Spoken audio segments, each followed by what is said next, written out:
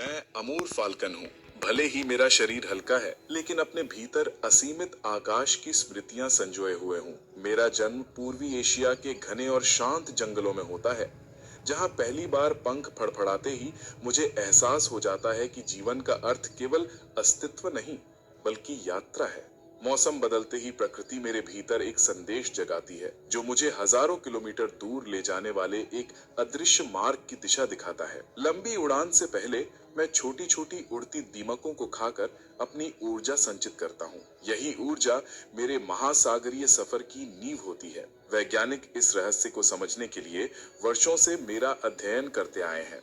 भारत के wild life institute ने यह सिद्ध किया है कि यही ऊर्जा, यही माइग्रेशन फ्यूल मुझे अद्भुत सहन शक्ति और निरंतर उड़ान की क्षमता प्रदान करता है। मेरी सबसे प्रिय स्मृतियां भारत की हैं। जब मैं नागालैंड और मणिपुर के जंगलों में पहुंचता हूं, तो वहां की धरती मुझे अपने घर की तरह स्वागत करती है। एक समय था जब मेरे कई साथी यहाँ खतरे में पड़ जाते थे, लेकिन आज वही गांव मेरे आगमन पर उत्सव मनाते हैं। लोगों के भीतर जागृत संवेदना, भारत सरकार और पर्यावरण मंत्रालय की नीतियां तथा वाइल्ड लाइफ इंस्टीट्यूट की शोध यात्राएं, इन्होंने मिलकर हमारी दुनिया बदल दी है। अब बच्चे हमें पहचानते हैं, बुजुर्ग पेड़ों के नीचे हमारे लिए स्थान साफ करते हैं और समुदाय हमें मेहमान की तरह सम्मान देते हैं। जब मैं हजारों साथी पक्षियों के साथ एक ही दिशा में उड़ता हूँ, तो नीचे खड़े लोग इस अद्भुत दृश्य को कैमरों में कैद करने के लिए उत्साहित रहते हैं। मेरी यात्रा कठिन होती है, पर उसमें आनंद भी छिपा है। साथ उड़ते साथियों की चहक, बदलती हवा की थपकी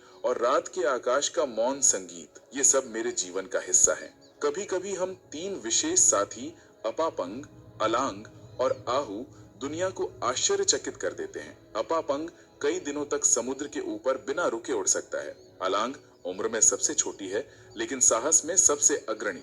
आहू शांत, स्थिर और हर सफर में स्वयं को सिद्ध करने वाली है। वैज्ञानिकों ने हमें उपग्रह टैग लगाए हैं। इनसे पता चलता है कि हम भारत से उड़कर अरब सागर को पार करते हुए सीधे सोमालिया या केनिया की ओर बढ़ जाते हैं। ये लगभग 3000 किलोमीटर की महासागरीय उड़ान पृथ्वी के किसी भी परभक्षी पक्षी के लिए सबसे कठिन चुनौतियों में से एक है, और हम इसे हर वर्ष पूरा करते हैं।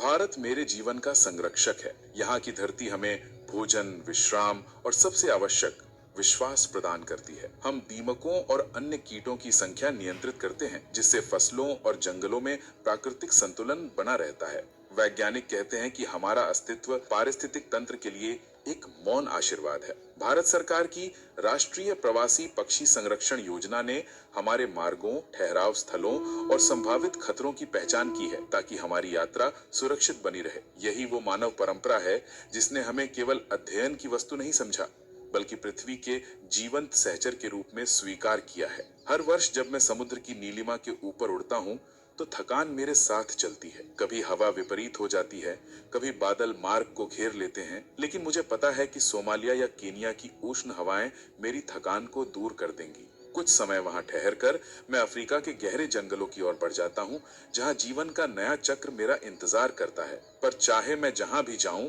भारत मेरे पंखों की स्मृति में सदैव सुरक्षित रहता है।